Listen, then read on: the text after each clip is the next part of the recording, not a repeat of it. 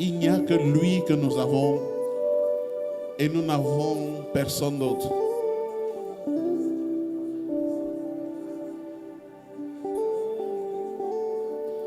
Pour nous, il n'y a point d'autre Dieu si ce n'est le Créateur du ciel et de la terre, le Père de notre Sauveur, Jésus-Christ de Nazareth, celui qui est, qui était, qui vient.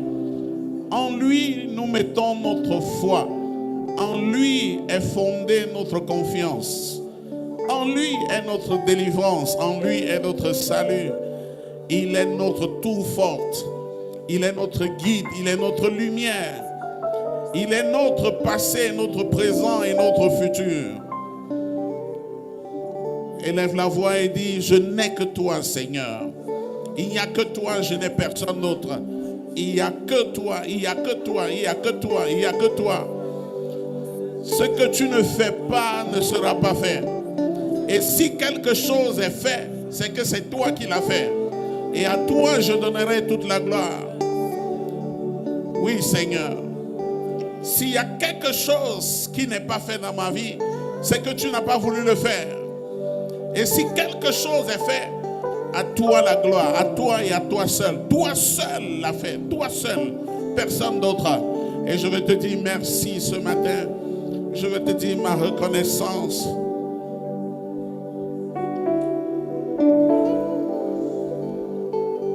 Au nom de Jésus, nous avons prié. Amen. Alléluia. Est-ce que tu peux te tenir debout? Alléluia. Josué a fait cet engagement. Il a dit, moi et ma maison, nous servirons l'Éternel. Alléluia. Je veux que toi et moi, nous fassions cet engagement solennel. C'est un engagement générationnel. Gloire à Jésus. Il dit, pas seulement moi, moi et ma maison. Ma maison, c'est mon nom. C'est-à-dire que de génération en génération, nous servirons l'Éternel. Ce n'est pas une déclaration vaine. Je veux que toi et moi, nous fassions cette déclaration ce matin. Et que tu dises, moi et ma maison. Moi et ma maison. De génération en génération, nous servirons l'Éternel. Personne de ma lignée ne servira un autre Dieu si ce n'est le Seigneur Jésus-Christ. Je confie, je consacre mes entrailles, mes enfants nés et mes enfants pas encore nés, mes petits-enfants nés et mes petits-enfants pas encore nés. Je les consacre tous à Jésus-Christ de Nazareth, aujourd'hui et pour l'éternité, dans le nom précieux de Jésus. Amen. Est-ce que tu peux acclamer le Seigneur?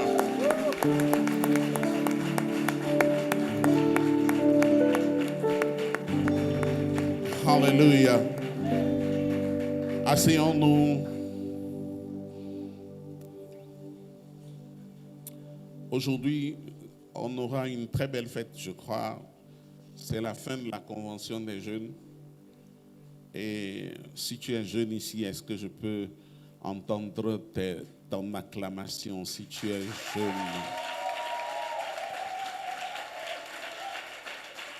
Alléluia.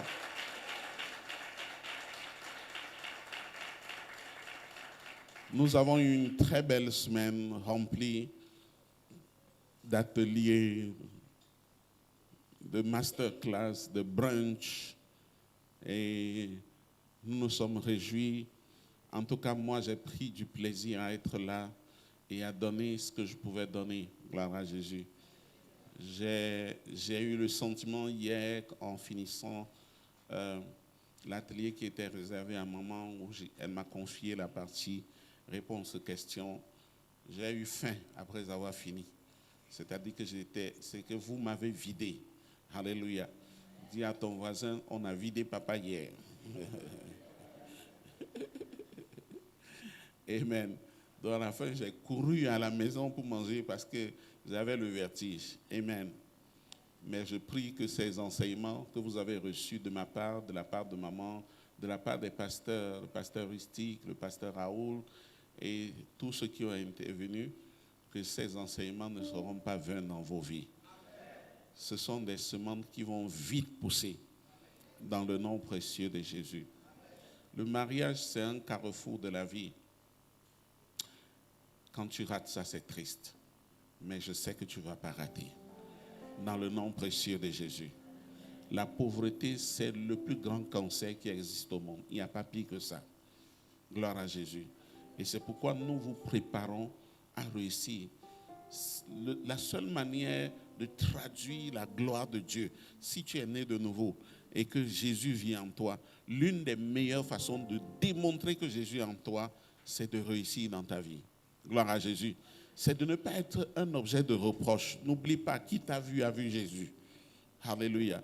Donc quand tu mendis avec Jésus. Tu mendis, Jésus mendie. Alléluia. Quand tu ne peux pas payer l'école pour tes enfants et que l'école renvoie tes enfants, l'école vient de renvoyer Jésus parce qu'il n'a pas d'argent. Quelqu'un comprend ça? Et ça, nous devons défendre ça bec et ongle. Mais comme j'ai dit dans mon atelier, mon premier atelier, ce n'est pas automatique. On apprend à devenir riche. C'est une vraie école. Ça prend du temps pour apprendre. On ne s'improvise pas riche, non. Ça prend du temps, on se consacre à ça. On étudie ça. Gloire à Jésus. Et pendant nos ateliers, on a voulu vous apporter les choses élémentaires qui vous permettent de décoller. On a vu la puissance du second revenu. Gloire à Jésus. Comment le second revenu peut être puissant. On a vu aujourd'hui comment nous adapter, n'est-ce pas, aux matériaux, je veux dire, aux instruments de notre temps, notamment l'intelligence artificielle. Je n'étais pas là pendant le masterclass du pasteur Rustique, mais tous ceux qui en sont sortis avaient un grand sourire, avaient un visage rayonnant, dont je veux croire qu'il vous a mis sur les rails pour que vous ne soyez pas en retard par rapport aux nouvelles technologies et que surtout que vous en fassiez bon usage. Parce que j'étais invité au Cameroun pour la graduation dans une université technique, technologique, où on ne parle que d'intelligence artificielle et tout le reste. D'ailleurs, le thème, c'était intelligence artificielle, innovation et inclusion.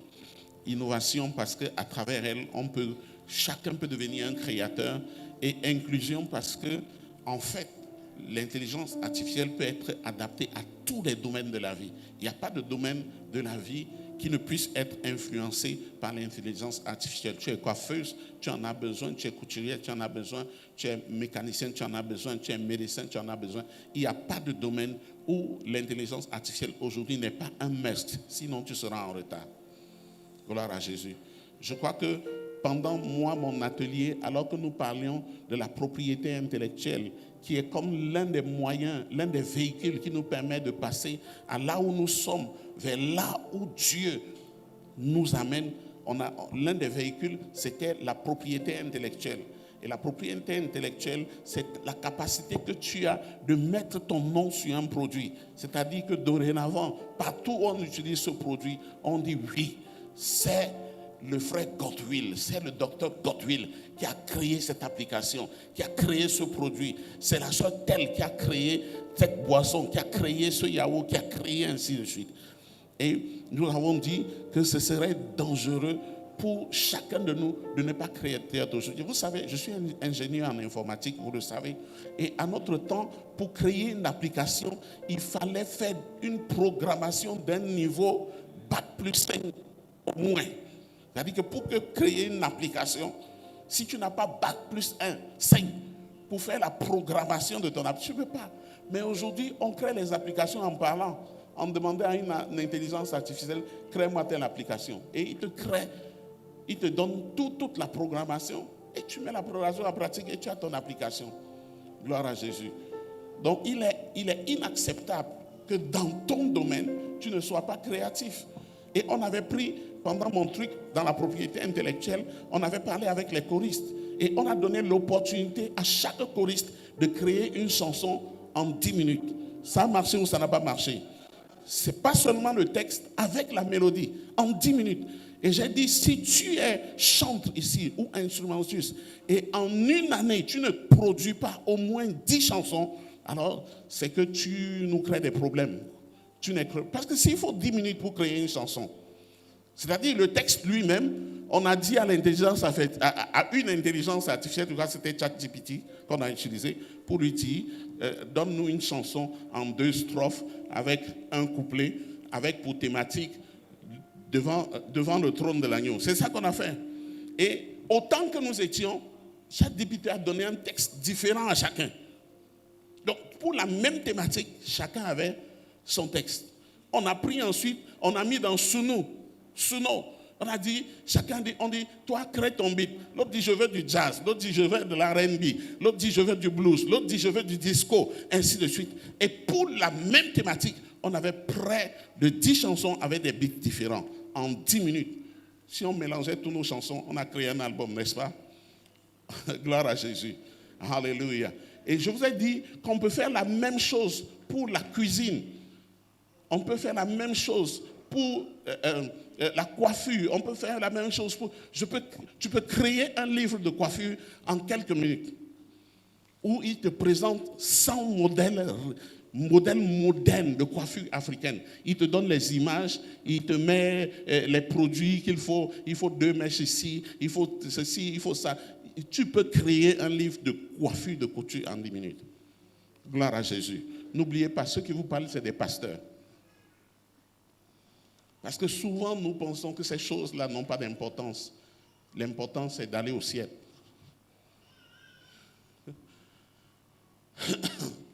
Quand tu vas aller au ciel, Dieu va te demander, tu faisais quoi même là-bas?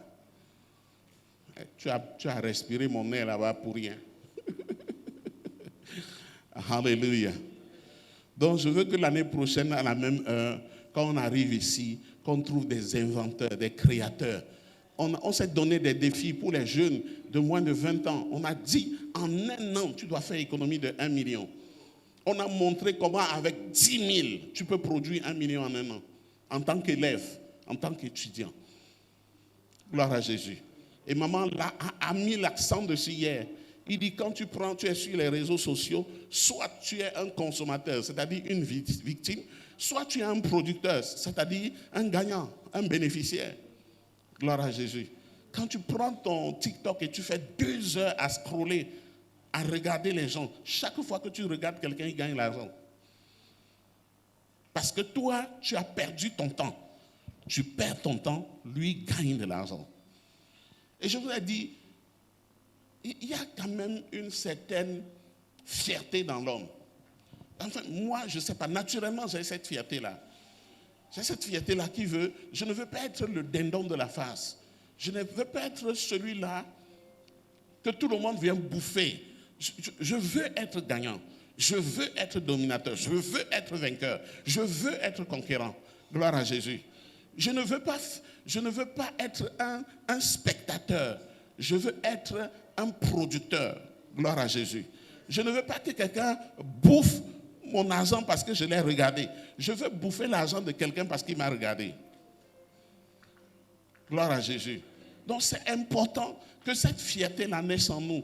On a dealé avec les jeunes qui ont du mal à discuter les prix au marché. Parce que vous comprenez parfois, il y a des petites choses comme ça et vous ne comprenez pas la profondeur de ces choses-là. Quand tu veux acheter chez quelqu'un et il te dit c'est 10 000 et toi tu as honte de dire j'ai 8 000, c'est que tu as un problème. Ça veut dire que le jour où un gars va te prendre, il va te dire couchons ensemble, tu ne peux pas lui dire oui. Tu ne peux pas lui dire non. Tu ne peux pas. Parce que tu as peur de ce que les gens vont penser de toi. Ah, si je dis 8 000 maintenant, comment il va voir? La même chose. Un jour, un gars va te prendre, il va te caresser un peu, il te dit allons coucher. Et si je refuse maintenant, il va me prendre pour une fille qui ne connaît rien. Il va me prendre pour une fille démodée. Gloire à Jésus. Et c'est comme ça que tu vas perdre ta vie. Gloire à Jésus. Je vous en prie, j'ai dit parmi vous, nous devons reprendre le contrôle de notre vie. Personne ne doit laisser le contrôle de sa vie à quelqu'un d'autre. Tu fais ce que tu veux et ce qui te semble bon. Je compte sur le Saint-Esprit en toi pour que tu n'aies pas des désirs biaisés, tordus, courbés, hypocrites. Non. Je compte sur le Saint-Esprit pour que tu aies des vrais désirs et que ces désirs-là, tu les exprimes réellement. Gloire à Jésus. Quand quelqu'un te dit c'est 10 000, dis-lui j'ai 2 000 et sois tranquille parce que c'est ce que tu as envie de lui donner. Parce que celui qui te dit c'est 10 000, il a envie de gagner sur toi. Gloire à Jésus. Et c'est son rôle. C'est comme ça que la vie est, c'est comme ça que le monde est. Si tu ne peux pas négocier un prix, c'est que tu n'as même pas compris c'est quoi la vie. Tu n'as même pas compris. C'est valable pour les petites choses et c'est valable pour les grandes choses.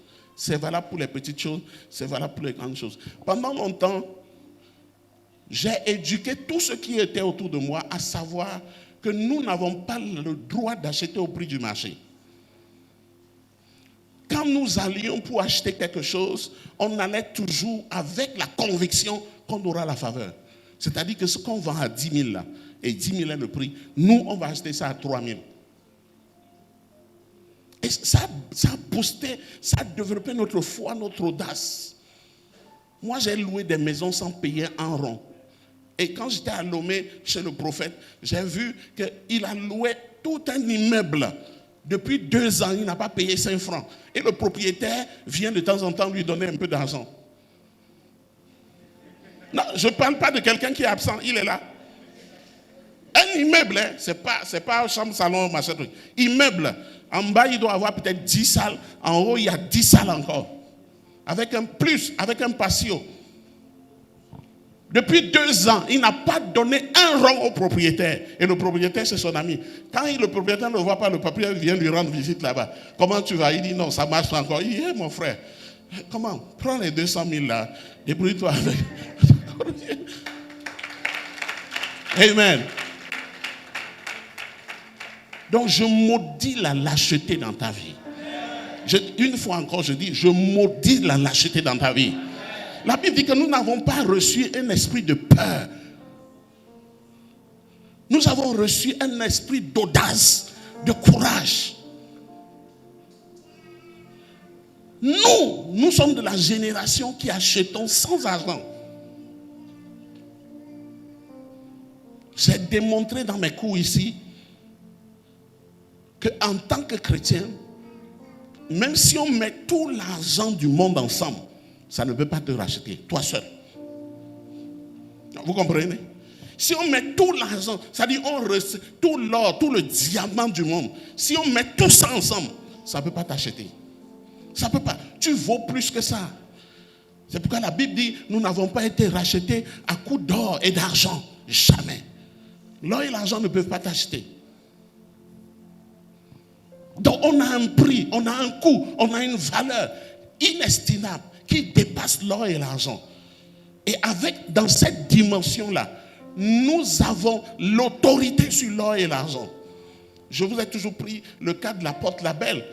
Le gars était assis là tous les jours et tout ce qu'il attendait, c'était une pièce, c'était l'argent. Et Paul et Pierre et Jean disent, l'or on n'a pas, l'argent on n'a pas, mais ce que j'ai, je te donne. Gloire à Jésus. Et ce qu'il a donné, l'argent ne peut pas acheter ça. Gloire à Jésus. Dis à ton voisin ce que tu as. L'argent ne peut pas acheter. Dis-lui ce que tu as. L'argent ne peut pas acheter. Dis à un autre, est-ce que tu connais le prix d'1 kilo de pain?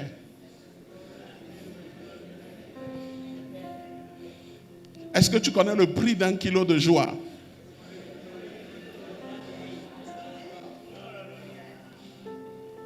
Est-ce que tu connais le prix d'un sac d'amour?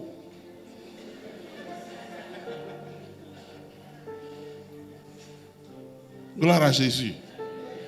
Vous ne savez pas combien l'amour nous libère.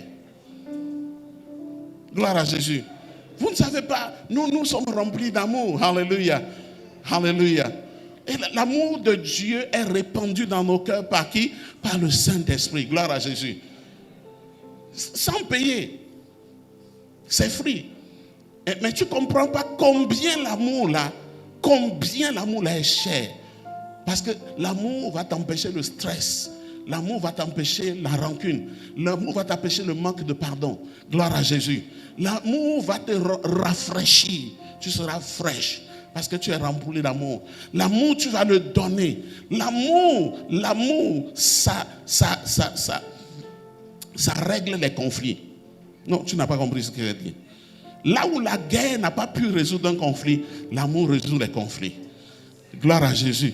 L'amour réconcilie les gens. Alléluia. L'amour nous permet d'avancer vite. Gloire à Jésus. Mais c'est combien le prix d'un paquet d'amour? Et cet amour, tu l'as.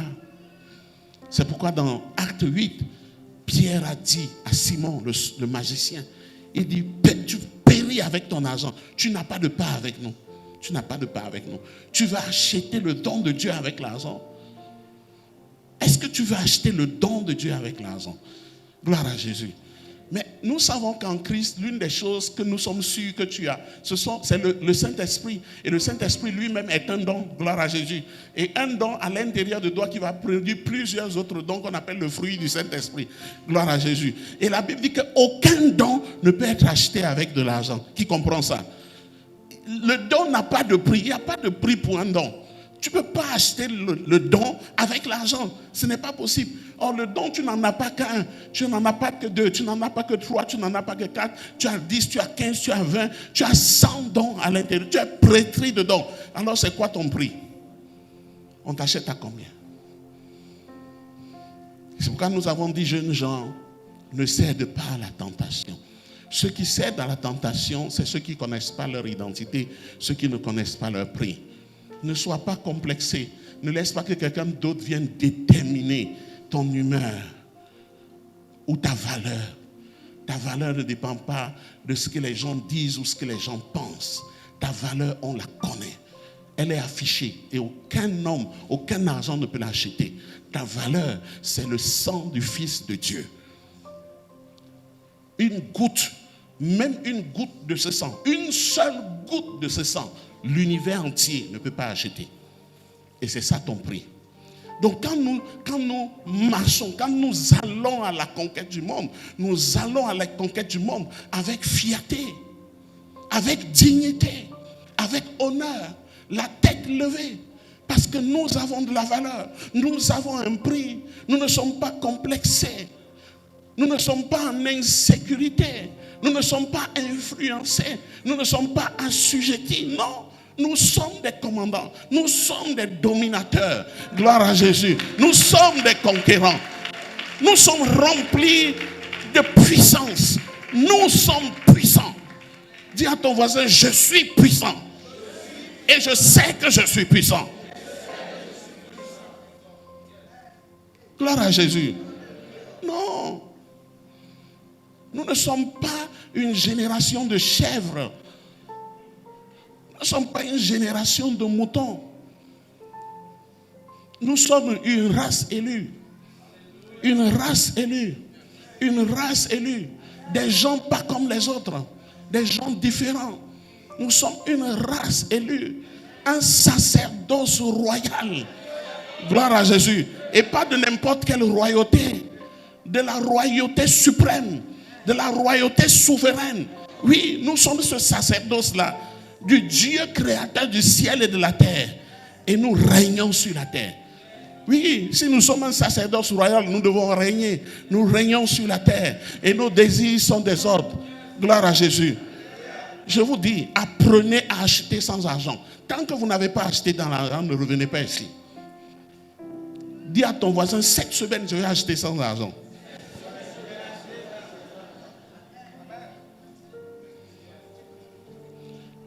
Quand ça va t'arriver, alors tu sauras ta valeur. Parce que tu vas te demander, mais pourquoi lui me donne le truc sans prendre l'argent? Il ne connaît pas ma maison, il ne connaît pas mon adresse. Et puis, gloire à Jésus. L'un des problèmes de notre génération, c'est que nous ne mettons pas suffisamment en marche la parole de Dieu. Nous ne mettons pas à l'épreuve la parole de Dieu pour voir si elle est vraie. Et pourtant, elle est vraie. Et pourtant, elle est vraie. Tu es capable de diviser la mer Rouge. Ça, je vous le dis. Ah oui. Rien n'est impossible quand on est enfant de Dieu. Rien. Gloire à Jésus. Alors, le thème de cette conférence, c'est « Allons conquérir le monde pour... » Faisons quoi? Allons conquérir le monde pour... Ah, je n'ai pas entendu. C'est quoi le thème? Alléluia. Conquérir, c'est assujettir. Conquérir, c'est dominer. Conquérir, c'est avoir l'autorité, dorénavant avoir l'autorité sur un domaine. Gloire à Jésus. Conquérir, c'est régner sur un espace géographique, spirituel. Régner dans un domaine. Alléluia. Gloire à Jésus. C'est ça, conquérir. Alléluia. Et dans l'Ancien Testament, lorsqu'on parlait de conquête, il fallait aller avec des chars, avec des lances, Et c'est pour ça que dans l'Ancien Testament, vous allez voir beaucoup de guerres où les gens sautaient avec les lances, avec les fusils, avec toutes sortes d'armes en pierre, en fer et tout. Et les gens se tuaient entre eux. Gloire à Jésus. Gloire à Jésus. Donc, les enfants de Dieu allaient en guerre physique dans l'Ancien Testament. Et les enfants de Dieu mouraient. Il suffit de lire le livre de Josué et vous allez voir que, par exemple, ils ont vaincu Jéricho, gloire à Jésus. Et après Jéricho, ils devaient faire face à Haï, une petite cité. Même le nom est petit, 2 lettres, Haï. Gloire à Jésus. Et ils ont estimé que Haï était tellement petit qu'on ne pouvait pas engager toute l'armée d'Israël et ils ont envoyé 3000 soldats. Mais dans les 3000 soldats, avant 30 minutes, 36 étaient morts. Ils sont revenus la queue entre les jambes et on a dit que c'était à cause d'Akan. Gloire à Jésus. Mais moi je pense que ce n'était pas à cause d'Akan seul, c'est parce qu'ils n'avaient pas consulté l'Éternel. Ils avaient méprisé Haï. Gloire à Jésus. Parce que s'ils avaient consulté l'Éternel, l'Éternel leur avait dit Akan est au milieu de vous. Sortez Akan avant de partir. Gloire à Jésus. Quelqu'un comprend ça? Oh, ils ont perdu. Et les gens sont morts du peuple de Dieu. Alléluia. Mais lorsque notre Seigneur Jésus est venu, il a changé la dimension de la bataille. Alléluia. Parce que nous allons voir avec le peuple d'Israël qu'ils gagnaient les batailles, mais ils n'arrivaient pas à se séparer des faux dieux. Alléluia. Ils gagnaient les batailles physiques, mais sur le plan spirituel, ils étaient toujours assujettis. On va voir les grands rois comme Salomon, pétris de sagesse, pétris de connaissances. C'était un manager comme on n'en a pas de nos jours. Ce n'était pas que la sagesse et l'argent de Salomon. Quand vous lisez Salomon, vous comprenez que c'était un vrai conquérant. Gloire à Jésus. C'est quelqu'un qui dealait avec les bateaux. Et ces bateaux faisaient 3 ans avant de revenir. 3 ans. C'est-à-dire, il avait établi un commerce mondial minutieux. Donc quand les bateaux partaient d'Israël, ils venaient par exemple en Égypte. En Égypte, ils achetaient de l'or, ils achetaient comment vous appelez encore ça, des parfums, ainsi de suite. Ils allaient en Inde, ils vendaient de l'or, ils rachetaient d'autres choses. Ils allaient en Afrique du Sud, ils prenaient des gens. Bref, et ils faisaient le tour comme ça. Il fallait 3 ans pour que le bateau revienne. Et le bateau revenait, la Bible dit, rempli d'or, rempli d'argent. Salomon, c'était un businessman de la haute, vraiment des plus grandes hautes sphères. Mais c'était aussi un manager, un CEO, un gérant. Gloire à Jésus. C'était un PDG comme vous ne pouvez pas imaginer. Alléluia. Alléluia. C'était un roi, c'était un président de la République qui avait une vraie feuille de route. Gloire à Jésus. Et ce qui me touche chez lui, c'est qu'il y avait le social dans son pays.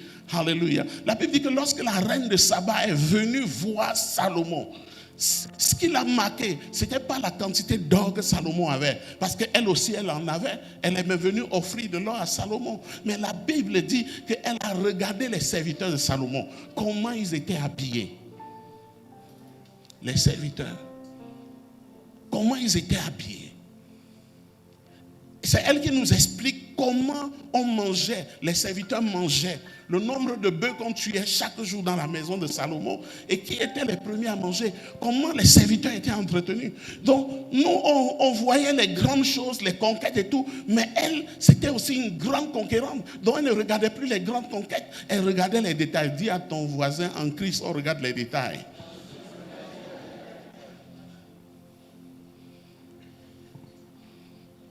Alléluia. Mais lorsque le Seigneur Jésus est venu, Il n'a pas mené la bataille physique, il a mené la bataille spirituelle. Beaucoup de gens pensaient qu'il venait pour être établi roi. Parce qu'au temps de Jésus, Israël était sous la domination de Rome. Et il payait des taxes, il payait des impôts à Rome. Donc les Juifs attendaient un Messie qui les délivrerait de Rome. Et quand Jésus est arrivé, Jésus a commencé à faire des choses extraordinaires.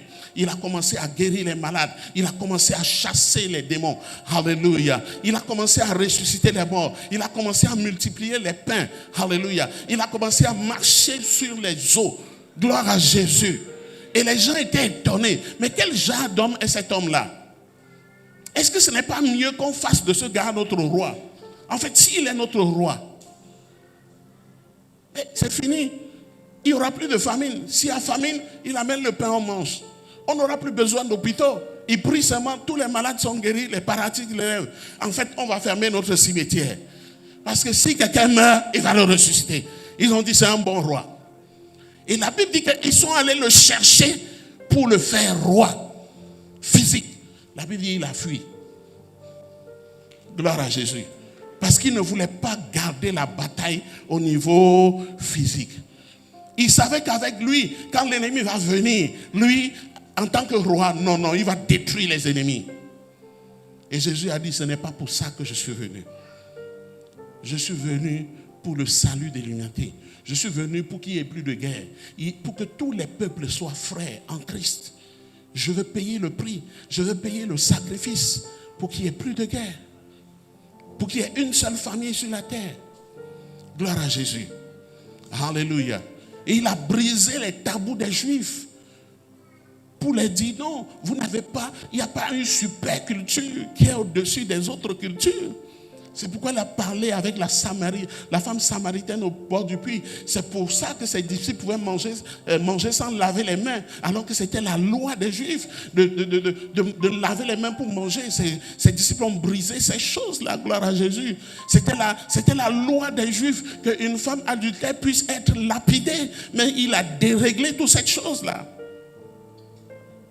Parce qu'il est venu avec une culture supérieure, une mentalité supérieure. Il n'est pas venu pour qu'il continue d'avoir des guerres physiques, mais pour que tous en Christ, nous soyons une seule famille. Et pour ça, il fallait qu'il gagne une bataille spirituelle. Parce que ce qui divise les hommes, c'est Satan. C'est pour ça qu'il y a deux camps. Il y a le camp de la lumière et il y a le camp des ténèbres. Et il est venu pour détruire à jamais le camp des ténèbres, afin que quiconque croit en lui accède à la rumeur de son royaume. C'est pour ça qu'il est venu.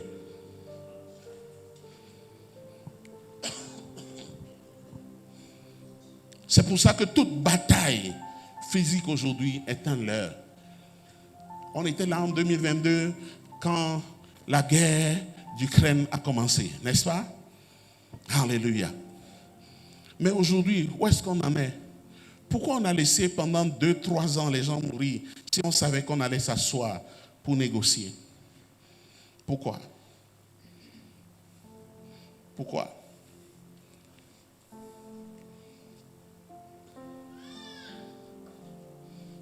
Amen. Donc Jésus est venu finir avec une ère, l'ère de la guerre physique et même spirituelle. Alléluia. Il est venu anéantir le camp qui oppose les hommes. Alléluia. Pour qu'à son retour, c'est pour ça que quand vous lisez la Bible, à son retour, il n'y aura plus de guerre. Il n'y aura plus d'ennemis. Alléluia. Et la Bible nous dit dans Colossiens chapitre 2, verset 12, Alléluia. Colossiens 2, verset 12.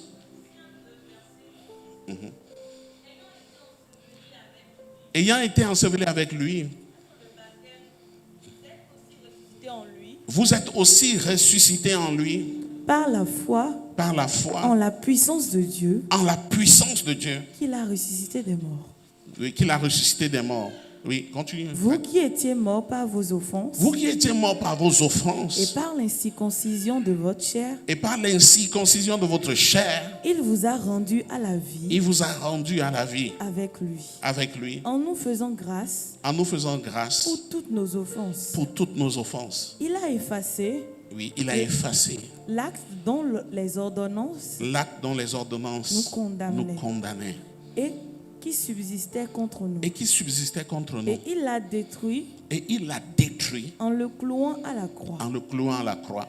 Il a dépouillé les dominations. Il a dépouillé les dominations. Et les autorités. Et les autorités. Et les a livrées publiquement. Et les a livrées publiquement. En spectacle. En spectacle. En triomphant d'elle. En triomphant d'elle. Par la croix. Par la croix. Gloire à Jésus. Donc voilà la bataille. Dis à quelqu'un la dernière bataille. Ça, c'est la dernière bataille. C'est la bataille après laquelle il n'y a plus de bataille. Alléluia. La Bible dit qu'il a humilié les autorités et les dominations en les clouant à la croix. Gloire à Jésus.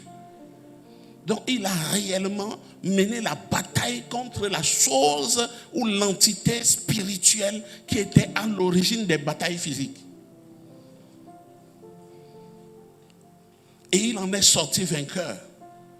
C'est pourquoi dans Romains 8, 37, il dit, vous êtes plus que vainqueurs.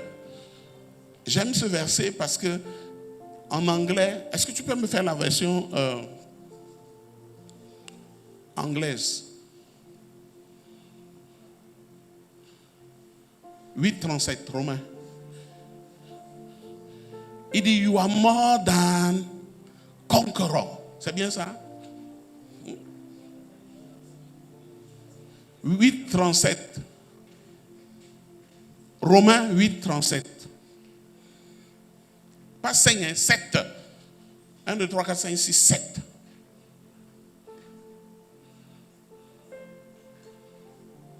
Ok. Nay, in all these things, we are more than conquerors through him that loves us. Hallelujah. Il dit, nous sommes plus que conquérants, pas plus que vainqueurs. La victoire, c'est quelque chose qu'on a dans une sphère donnée.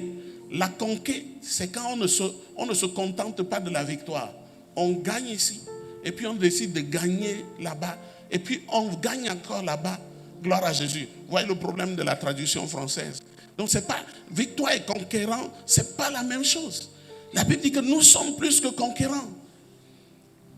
Donc si j'arrive à faire un deal de 1 milliard, je ne vais pas aller en vacances. Gloire à Jésus. Je continue. Je mets la barre plus haute. Je veux un deal de 10 milliards. Quelqu'un comprend ça?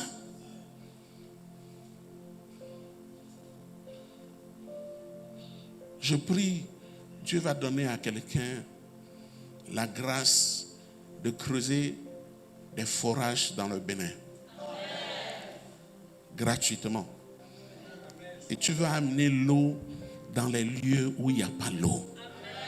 Et tu vas donner de l'eau aux hommes. Tu ne vas pas te contenter d'un forage. Tu vas faire un forage, après 2 forages, après 3 forages, après 10 forages, jusqu'à ce qu'il y ait l'eau dans tout le Bénin. Après, tu vas aller au Togo. Gloire à Jésus.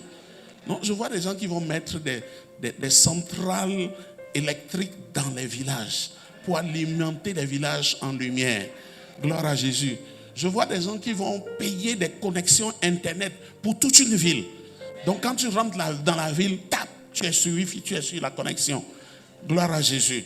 Je vois des gens qui vont installer les connexions Wi-Fi dans des écoles. Même cette année, tu viens, tu dis école, tu fais le devis, il faut 100 000 ou bien il faut peut-être 1 million dans un an pour payer Internet gratuit dans toute l'école.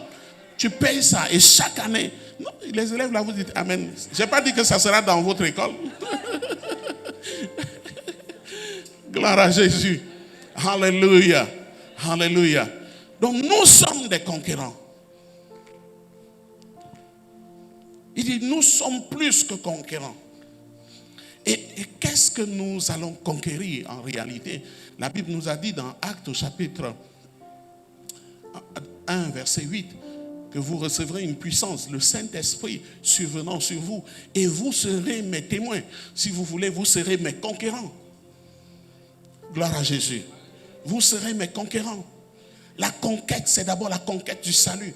La raison pour laquelle Christ est venu, la raison pour laquelle il a donné sa vie, la raison pour laquelle il est mort. Gloire à Jésus. C'est la première conquête que nous allons faire. C'est la conquête des âmes. Dès qu'il est ressuscité, il a dit tout pouvoir m'a été donné dans les cieux, sur la terre, sous la terre. Gloire à Jésus. Il dit allez et faites de toutes les nations des disciples. Alléluia.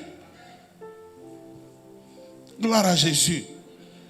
Donc si le feu de la conquête est embrasé dans ta vie cette semaine, tu dois amener quelqu'un à l'église. Alléluia. Tu dois te rendre compte que ton cousin là, si quelque chose lui est arrivé maintenant, c'est foutu. Il est perdu. Tu dois avoir de la compassion pour ceux qui ne sont pas sauvés. Je ne sais pas dans quelle église j'ai prêché. Et ce que j'essayais de leur montrer, c'est qu'en fait, quand tu es sauvé, même si tu n'as pas l'argent, quand tu regardes les gens qui ont l'argent, même jet privé, et qui ne sont pas sauvés, tu dois avoir pitié d'eux. C'est ici? Ah oui. J'ai dit beaucoup de choses ici, hein? Donc, tu comprends? C'est-à-dire que ton salut seul, c'est plus important que toutes les richesses. Oui, je vous parlais de ce jeune homme qui est venu lui-même. Personne ne l'a appelé. C'est lui-même qui a pris ses pieds. Il est venu voir Jésus. Il dit, dis-moi comment on entre dans le royaume des cieux. Jésus dit, va obéir à Moïse. Il dit, j'ai déjà obéi. Jésus dit, ok, ah bon, tu as obéi? Ok, vends tous tes biens, donne aux pauvres, viens et suis-moi. La Bible dit qu'il est devenu triste. Donc, on met dans la balance, entrer dans le royaume de Dieu et ses biens. Il préfère ses biens. Et c'est de là que Jésus a dit qu'il est plus facile pour un chameau d'entrer dans le trou d'une aiguille qu'un riche. Non, ce n'est pas nous, hein. Ce n'est pas nous notre richesse. Hein. C'est richesse-là qui pour eux est plus important que le royaume de Dieu. Parce que nul ne peut servir 2 maîtres à la fois. Amen. Nous on sert Jésus, il est tout pour nous. L'argent c'est notre esclave. L'argent c'est pas notre maître. L'argent ne nous dicte pas ce que nous on fait. L'argent ne nous intimide pas. Non, pas du tout. Gloire à Jésus. C'est pour sois fier de ton salut. Sois fier de ton salut.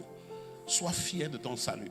Je vous avais même expliqué que en fait l'accès dans l'économie du royaume se tient là. C'est quand tu connais ta valeur, le fait de connaître ta valeur, de savoir que ton prix est plus élevé que toutes les richesses du monde, c'est ça qui te fait faire le premier pied, pas dans les... Sinon tu peux être en Christ et être dans l'économie de maman ici. Les gens qui sont dans l'économie de maman, c'est là où la jalousie vient. Ils pensent qu'il est quoi? Qu'il peut porter tigan et tu vas au marché demain, tu prends ton capital pour acheter tigan. Parce que tu veux comparer, tu veux compétir avec quelqu'un dans l'église qui a porté tigan. Et c'est comme ça que tu commences à faire des prêts. Tu fais prêt et puis tu achètes tigan avec prêt. Gloire à Jésus. Et après tu viens à l'église, tu dis, ah mais pasteur, je paye ma dîme, mais ça ne marche pas. Comment ça va marcher? Quand tu es dans l'économie mammonique, ou tu es dans l'économie de la compétition, de la jalousie. Dans l'économie, l'une des choses puissantes dans l'économie du royaume, c'est que, quel que soit ce que tu as, ça n'influence pas l'économie. Donc tu n'as pas compris. C'est-à-dire que même si on te donne, toute la chambre là est remplie de diamants et c'est pour toi, ça ne m'empêche pas d'avoir ma part. Donc ton économie, ta richesse n'influence pas la mienne. Pas du tout. Pas du tout. C'est pourquoi je me réjouis avec toi. Tu prospères, je suis content, je danse. Gloire à Jésus.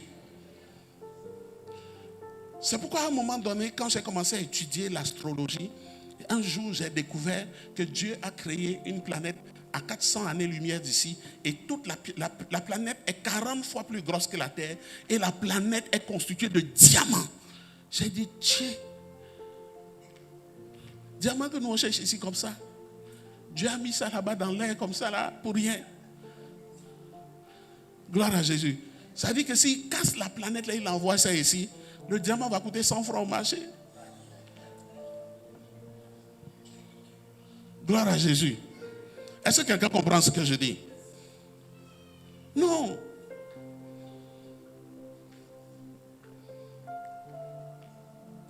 Donc je dis l'accès à l'économie du royaume, qui est plus grande en quantité et en qualité que l'économie du monde. L'accès à cette économie-là commence le jour où tu réalises que ton salut là, c'est plus cher que le monde entier.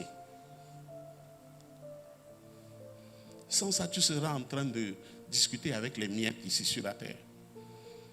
Parce que nous sommes à une période où les plus riches hommes du monde doivent être chrétiens.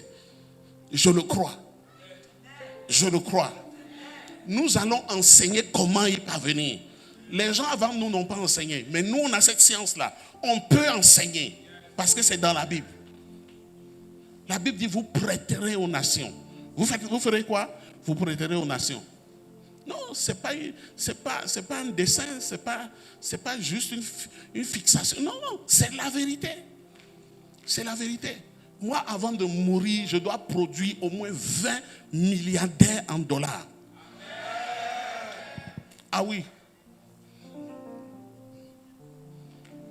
J'y crois. C'est spirituel et c'est aussi stratégique et systématique. On doit apprendre, on doit aller à l'école, on doit étudier. Comment est-ce qu'on devient milliardaire?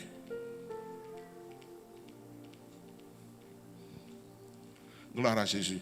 Donc je disais que Jésus a vaincu et il nous a donné sa victoire pour que nous soyons des conquérants. Gloire à Jésus. Et le premier domaine de la conquête, c'est d'abord les âmes. C'est la conquête ultime. C'est qu'il faut que le sang de Jésus ne soit pas vain. Parce que c'est l'agneau de Dieu qui ôte les péchés du monde. Gloire à Jésus. Donc il a donné son sang pour tous les hommes, pour chaque homme. La personne peut être sorcier, sorcière, la personne peut être Ben Laden ou je ne sais pas, djihadiste, il explose les bombes. Dieu l'aime et Dieu veut le sauver. Si vous ne comprenez pas ça, c'est grave. Parce que ça, c'est notre doctrine à Milmont. C'est notre doctrine. Nous ne sommes pas dans les combats spirituels bizarres là. Où la sorcellerie est entrée dans l'église. Comment un chrétien peut tuer et maudire les gens? Un chrétien. Vous avez vu ça où? Il y a un débat, les gens disent, ah oui, et Pierre a tué Anané et Saphira. Je dis, Pierre va me rendre compte. Vous serez témoins, on sera tous là-bas. Je vais l'appeler. Je dis, Pierre, tu as trouvé ça où? Tu as vu ça chez qui? Qui t'a appris ça?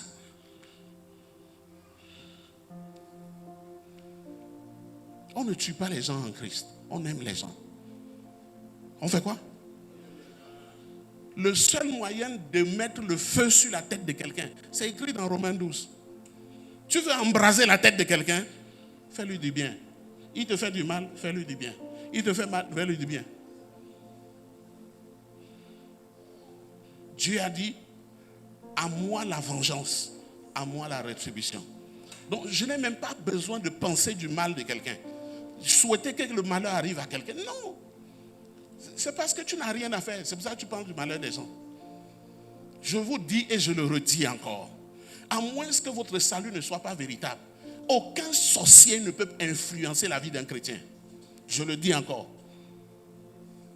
Le problème, c'est que les gens ont des faux saluts, c'est tout. Les gens ne connaissent pas Dieu, les gens ne connaissent pas Jésus. Les gens vont à l'église seulement. Mais si tu as le salut original, je défie le sorcier. J'ai toujours défié les sorciers. Mes enfants sont ici. Je vois les gens sur les rues qui disent, ah non, le Bénin, ceci, la sorcellerie. J'ai dit, quel Bénin? J'ai dit, nous, on est dans le Bénin là, ici. Il y a quel village où on n'est pas allé? Et on les a défiés face à face. Si tu peux me donner mal de tête, je dépose ma Bible. On n'a trouvé personne.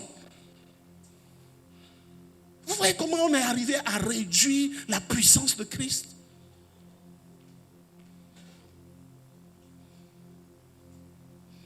Moi, ça me choque quand un homme de Dieu meurt, on dit les sorciers l'ont tué. Comment? Dans quelle doctrine? Un sorcier a tué un homme de Dieu. Il y a même des hommes de Dieu qui vont faire évangélisation. Quand ils finissent, ils disent il faut qu'on prie contre les attaques. Mes enfants ici, vous m'avez jamais vu faire ce genre de choses? Contre les attaques. Quelle attaque? Souvent, même quand je vais aller en croisade, c'est la semaine là, je ne mange, je ne prie pas. Demandez à ma femme. Parce que je dis une seule chose à Dieu. C'est pas moi, c'est toi. C'est tout. C'est pas ma prière, c'est pas mon jeu, c'est toi. Tu m'as dit de partir, je pars, mais c'est toi. Tu peux me protéger, tu peux me garder, tu peux faire la chose. Tu finis croisade, tu attends. Toi-même, tu attends. Tu attends, attaque. Non. Pas ici. Vous savez, il y a des choses que Jésus a fait pour qu'on ne fasse plus. Et il y a des choses qui nous attendent pour qu'on fasse. Actuellement là, son nom est humilié au Bénin. Son nom est piétiné. Parce qu'il n'y a personne qui a l'autorité politique dans notre nation. Il n'y en a pas. À l'Assemblée nationale, il n'y a pas. Dans le gouvernement, il n'y en a pas. Les mairies, très peu. Très peu. Très peu. Mais nous devons éduquer les gens. Comment prendre autorité. Comment devenir chef de quartier. Comment tu peux être chrétien dans un quartier et c'est un pratiquant de vaudou qui gagne les élections? Si tu décides de donner un tigan à toutes les mamans du quartier, est-ce qu'il y aura encore campagne?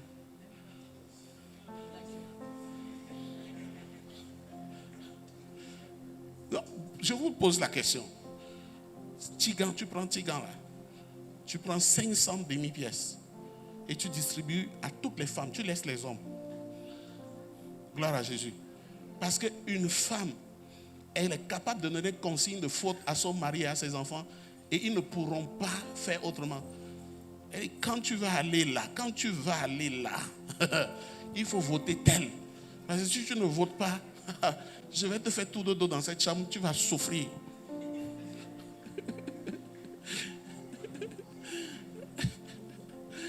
Gloire à Jésus. Combien de personnes sont bénies ce matin? Tu es béni ce matin. Gloire à Jésus. Donc nous allons à la conquête des âmes. Nous allons à la conquête de l'autorité. Quelqu'un comprend ça? Premièrement, nous allons à la conquête des âmes. Deuxièmement, nous devons assujettir les terres, assujettir les territoires, dominer sur les territoires. Et la meilleure façon de dominer sur un territoire, c'est d'être le chef politique et spirituel du territoire. Après tout, David, il était à la fois roi, prophète et quoi encore? Sacrificateur. Gloire à Jésus. À partir d'aujourd'hui, tu vas dominer au marché. Si tu ne vends pas, personne n'a le droit de vendre. Ah non, ton amen là, c'est douteux. Je dis, si tu ne vends pas, personne n'a le droit de vendre. Tout ce que tu vas acheter pour vendre sera vendu. Dans le nom précieux de Jésus. Amen. Donc, il faut la domination territoriale. La domination territoriale, c'est l'autorité politique, c'est l'autorité spirituelle. Gloire à Jésus. Quand tu es dans ta maison, tu n'as pas encore prié, tu es juste dans ta maison. Gloire à Jésus. Il est interdit à un sorcier de survoler à 1 kilomètre à la ronde. Donc, qui comprend ça? Qui comprend ça? Non, tu n'as pas encore prié. Hein? Tu es seulement là, debout dans ta maison. Le feu qui sort de toi, ça embrasse 1 kilomètre à la ronde. Interdit de survoler le territoire à 1 kilomètre à la ronde. Interdit aux sorciers de manger quelqu'un. Pas de festin de sorcellerie à 1 kilomètre à la ronde. Dès que tu arrives, tous les festins cessent. Ils laissent la nourriture, ils s'enfuient. Ils laissent la personne qui voulait manger, il s'enfuit. Ils laissent la personne dont ils voulaient boire le sang, il s'enfuit. Tu n'as pas encore prié. Et quand tu ouvres la voie et tu commences à prier, toute la ville s'embrase. Toutes les activités sataniques sont arrêtées. Les rosicruciens, là où ils sont, le sol commence à trembler. Les francs-maçons, là où ils sont, la terre commence à trembler. Est-ce que quelqu'un comprend ce que je dis? Non. Aujourd'hui, à cause des considérations bidons, les gens sont en train de faire perdre à Christ sa valeur et la valeur de son sacrifice.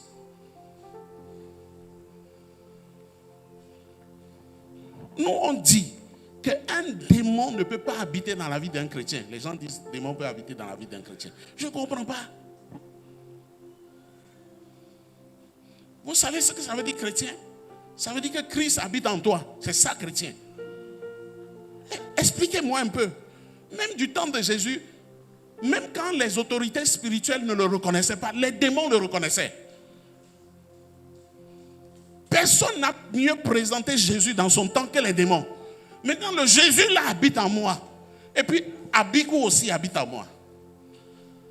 Comme je dis, et le soir, Abikou dit à Jésus, Jésus, recule-toi un peu, je vais dormir. Ça n'a pas de sens. C'est pourquoi je dis, quel évangile on vous a prêché? Quel évangile? On vous a prêché quel évangile?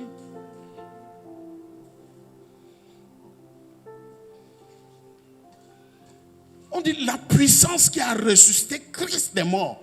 La puissance qui a ressuscité. On dit la puissance là habite permanemment en toi. Si tu mens, c'est en toi. Tu voles, c'est en toi. Tu forniques, la puissance là est en toi. Comment un démon va rentrer dans ça?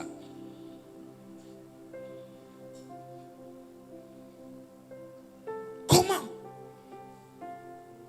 Et je dis souvent aux chrétiens, et je parle aux jeunes gens, si quelque part un jour, on te dit tu as un esprit de Mami Wata et tu crois, personne ne peut chasser le Mami Wata là. Parce qu'il y a un principe qui dit, si tu crois, tu verras.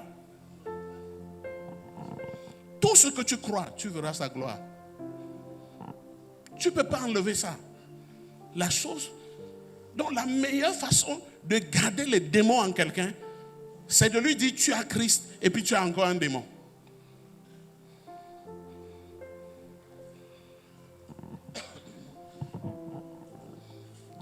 Est-ce que quelqu'un comprend ce que je dis? Alors je vais vous donner 2 armes de conquête. Premier, c'est quelque chose que vous connaissez déjà. Je le dis depuis. La première arme de conquête, c'est la reconnaissance de votre identité. Si vous voulez, de votre valeur en Christ. Gloire à Jésus. La Bible dit qu'à tous ceux qui l'ont reçu, gloire à Jésus, à tous ceux qui ont cru en son nom, il leur a donné le pouvoir de devenir quoi? Enfants de Dieu. Lesquels sont nés non du sang. Donc ce n'est plus le sang de ton père qui coule en toi. C'est pourquoi tous les liens que vous brisez là, moi je m'étonne d'où ça vient. Il dit lesquels sont nés non du sang. Non du sang. Donc, le jour où tu es sauvé là, il n'y a plus le sang de quelqu'un dans ton corps. Il n'y a plus le sang de ton père, sang de ta mère. Sauf si tu ne sais pas. C'est là où on va trouver le sang là. Mais quand tu sais ça, il n'y a plus de lien de sang. C'est fini. Lesquels sont nés du sang, ni de la volonté de la chair. En fait, ce n'est même pas toi-même qui décide de venir à Christ. Ce n'est même pas toi. Le jour où tu as connu Jésus là, c'est un miracle de Dieu. C'est lui qui t'a démontré son amour et t'a amené. La preuve, c'est qu'une semaine avant ça, quand les gens étaient venus prêcher chez toi, tu les as insultés, non? Pourquoi cette fois-ci, tu es resté tranquille, tu as écouté? Et pendant que les gens qui pleuraient, même quand ton papa est mort, tu n'as pas pleuré. Mais le jour-là, tu as pleuré. Hein? Quand ta maman est morte, tu n'as pas pleuré. Mais on t'a dit seulement Jésus t'aime, tu as commencé à pleurer. Non, ni de la volonté de la chair, ni de la volonté de l'homme. Donc il n'y a aucun homme qui peut se tenir et dire, ah vraiment, si ce n'est pas moi, le prophète Eman ne serait sauvé. Non, le prophète Eman, moi là, je vais le sauver. Gloire à Jésus. Alléluia. Quand je marche avec votre apôtre dans tout Parakou, tous les gars de Parakou, vous voyez les gars là, qui ont des grosses voitures. Hé, Achilo, ah non, tu étais notre gars sûr. Moi, il va sauver le gars là. Moi, il va le sauver. Il n'y a que Jésus qui l'a sauvé, quoi. Gloire à Jésus. quand je vois les gars, tu vois les top gars de Parakou, là, les riches gars, ils le connaissent tous. Ils disent non, sinon c'était notre gars sûr. Il y a 12 ans, il y a 15 ans de cela. Nous on détenait Parakou. Toutes les buvettes de Parakou, toutes les boîtes de nuit de Parakou, toutes les filles de Parakou étaient entre nous. Et moi aujourd'hui, je vais prétendre avoir aidé à sauver quelqu'un comme ça. Non. Il n'y a que Dieu qui sauve. Si un homme t'a sauvé, tu n'es pas sauvé. En fait, ton salut doit être de telle sorte que quand tu regardes toi-même ton salut,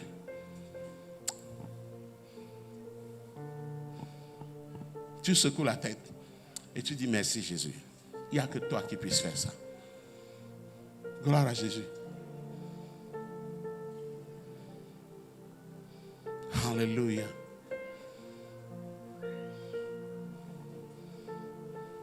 Il dit, donc, ni du sang, ni de la volonté de la chair, ni de la volonté de l'homme, mais de Dieu. Tu es né de Dieu. Donc, tu comprends ça? Frère, tu es né de Dieu. Tu es sorti des entrailles de Dieu. Tu portes l'ADN de Dieu. Le sang de Dieu coule en toi. Le sang de Jésus coule en toi. Et moi, on me dit que le démon va rentrer dans ta vie. Il faut comprendre ton identité. D'où tu viens, d'où tu as été généré. La Bible dit que tu n'as pas été sauvé d'une semence corruptible. Quand ta mère t'a accouché, c'était une semence corruptible. Mais en Christ, nous sommes nés d'une semence incorruptible. Incorruptible, une semence parfaite. C'est pourquoi la Bible dit, nous partageons la nature de Christ. Nous sommes participants de la nature divine. Tel il est, tel nous sommes dans ce monde. Frère, c'est la foi. Si tu ne crois pas en ça, tu vas rentrer dans la religion. Ils vont te dépouiller, ils vont prendre ton capital.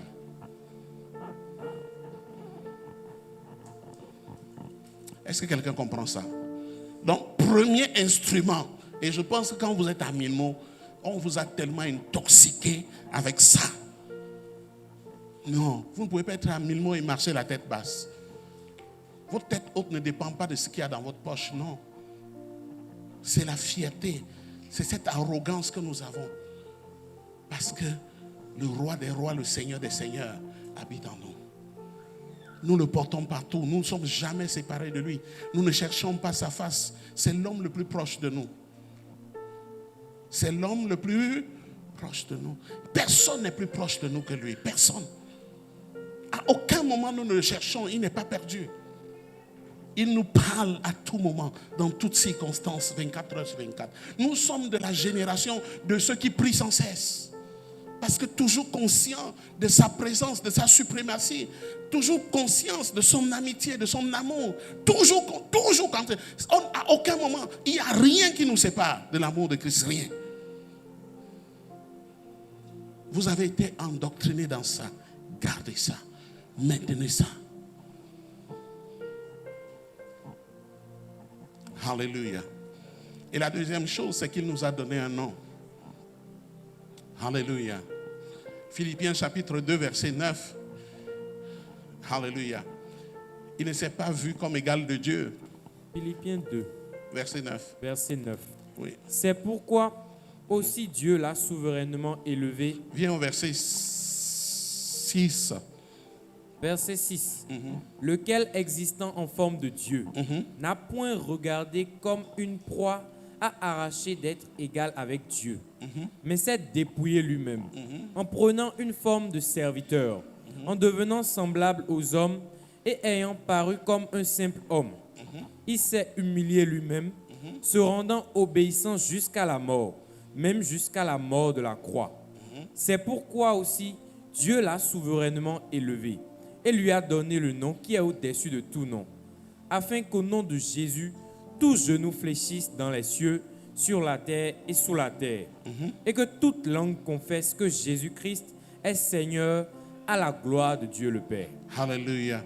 La Bible dit que lorsqu'il a accepté de prendre nos péchés sur lui et de mourir à la croix, lorsqu'il est ressuscité, son Père, Dieu, notre Père, l'a souverainement élevé et lui a donné un nom qui est au-dessus de tout nom, afin qu'au nom de Jésus, gloire à Jésus, tout genou fléchisse dans les cieux, sur la terre et sous la terre, gloire à Jésus, et que toute langue confesse que Jésus est Seigneur à la gloire de Dieu. Je crois que je dois écrire un livre sur le nom de Jésus, parce que les gens ne comprennent rien de cette histoire. Les gens ne comprennent absolument rien.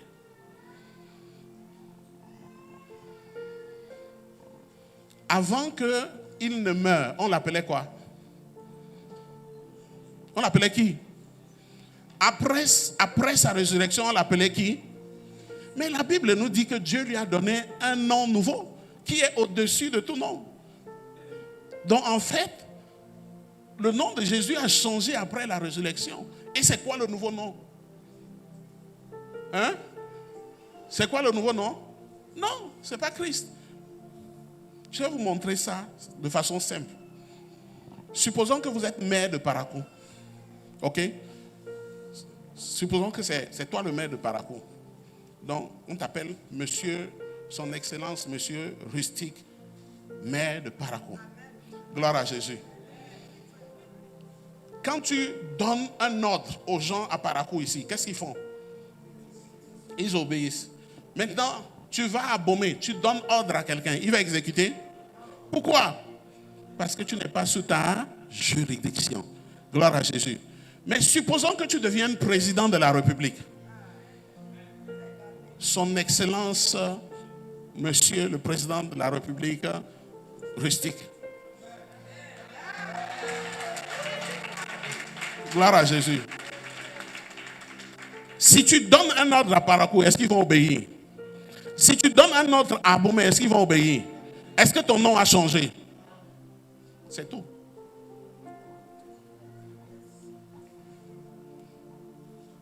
C'est pour ça que quand tu ne connais pas la croix, ce qui s'est passé à la croix, et que tu dis Jésus, toi et moi, on ne dit pas le même Jésus.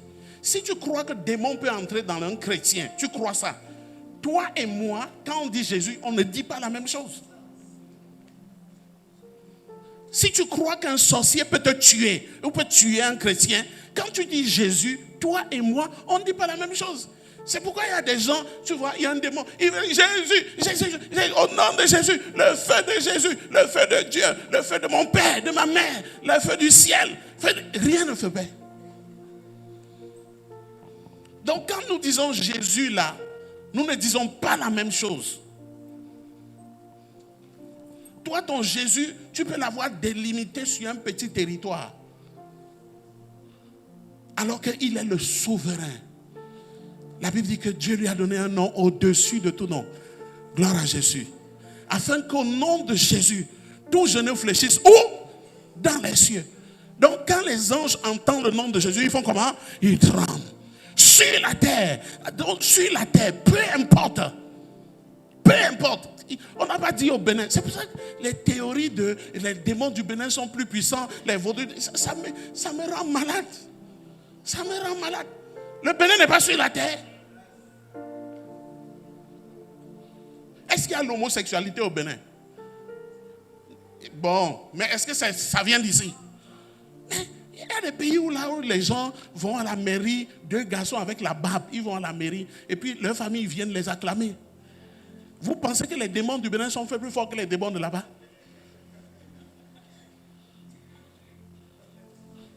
Non, dites-moi. Vous imaginez ce degré de perversion? Leurs familles viennent. Et puis on dit, les mariés n'ont qu'à s'embrasser. Un barbu embrasse un barbu devant les enfants.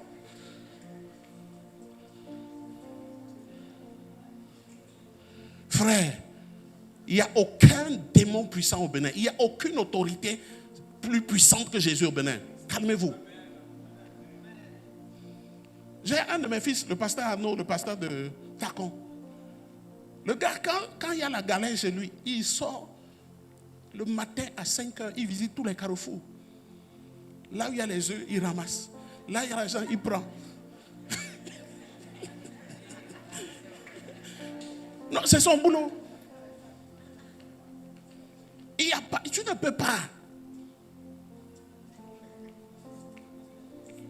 La dernière fois, quand on est allé chez le diacre David, là, en fait, le quartier là où le diacre a acheté, on avait envoyé des missionnaires là.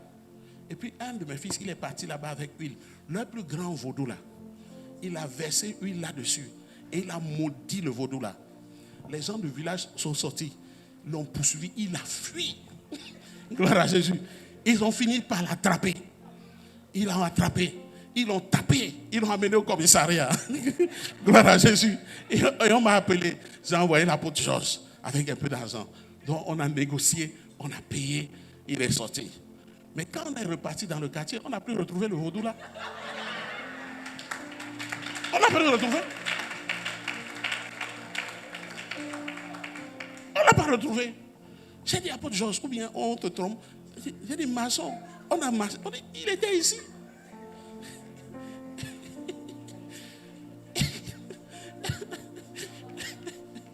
Gloire à Jésus. Gloire à Jésus. Vous êtes plus que vainqueurs. Oh, je n'ai pas entendu ton amen. Vous êtes plus que vainqueurs.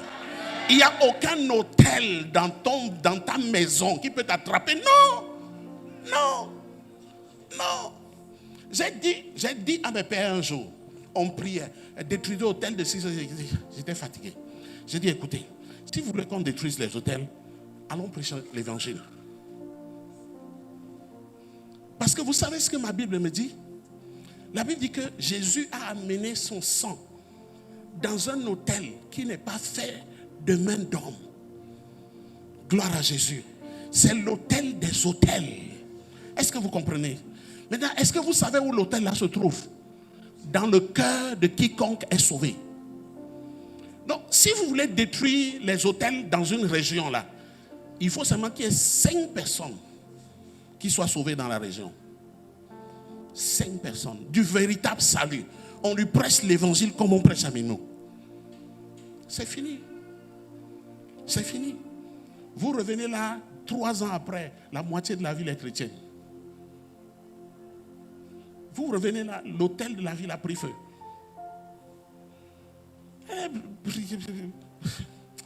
J'entends des théories. Il n'y a pas d'hôtel sans offrande, il n'y a pas d'offrande sans hôtel, des choses comme ça. Quand j'entends ça, ça m'ennuie, quoi. Ça me dérange. Parce qu'il n'y a qu'un seul hôtel. Un seul. Il n'existe pas deux. Ça, ce n'est pas un hôtel. Ça, ce que vous voyez là, ce n'est pas un hôtel. C'est là pour que quand je me tienne là, vous puissiez me voir. Sinon, il n'y a rien là. Ici, il n'y a rien.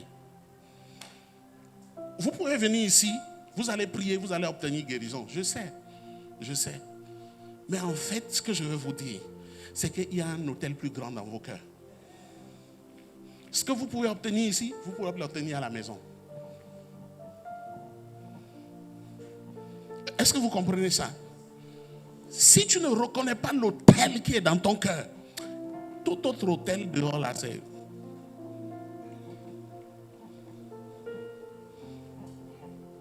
Quelqu'un comprend ça? Donc les prières, vous allez hôtel contre hôtel, machin truc, je vais détruire l'hôtel de la maison de mon père, machin truc et tout. Arrêtez ça. Arrêtez ça. On a d'autres conquêtes à faire. Bien aimé, on a des conquêtes à faire. Le truc, c'est que Satan nous distrait avec tout ça. Alors qu'on a une nation à gouverner. On a une nation à développer. Quand vous regardez le Burkina, ça vous dit pas, ça ne vous touche pas. Gloire à Jésus. Vous êtes tous des conquérants. Dis, allons conquérir le monde pour Christ. Gloire à Jésus. Tu vas conquérir le monde. Tes dons, tes talents vont conquérir le monde. La Bible dit que les dons d'un homme lui ouvrent les portes et le conduit devant l'air. Je prie que Dieu te comble de dons. Tu vas te tenir devant les rois. Dans le nom précieux de Jésus. Et tu ne vas pas repartir de devant les rois sans une position royale. Dans le nom de Jésus. La Bible dit que quand Joseph a rencontré Pharaon, la Bible dit qu'il est devenu premier ministre. Il n'est plus reparti. Il a pris autorité aux côtés du roi. Que Dieu te donne la sagesse. La sagesse, la sagesse. La sagesse, la sagesse. Dans le nom précieux de Jésus. Lorsque le roi a rencontré Mardochée, il a gardé une position royale. Alléluia. Lorsque le roi a rencontré Daniel, il a gardé une position royale. Lorsqu'il a gardé Meshach, Shadrach, Abednego, il a gardé une position royale. Que lorsque le roi a rencontré Esther, elle a gardé une position royale. Je déclare aujourd'hui que je t'amène pour conquérir les royaumes. Les royaumes de ce monde seront assujettis. Dans le nom précieux de Jésus, tes épreuves ne seront plus inutiles. À la fin de l'épreuve de Daniel, le roi a dit qu'à partir d'aujourd'hui, dans ce pays, c'est le Dieu de Daniel que nous allons adorer. Il en sera ainsi pour toi. Dans le nom précieux de Jésus, que le Seigneur bénisse les œuvres de tes mains. Oh, qu'il bénisse les œuvres de tes mains. Dans le nom précieux de Jésus. Cette convention déclenche une nouvelle dimension de grâce et de faveur. La souffrance est finie dans ta vie. La souffrance est comment? Finie dans ta vie. Gloire à Jésus. Tu ne vas plus prier pour avoir à manger. Tu ne vas pas souffrir à la rentrée pour payer l'école de tes enfants. Dans le nom précieux de Jésus. Tu ne manqueras de rien. Dans le nom précieux de Jésus. Que le Seigneur vous bénisse tous. Alléluia.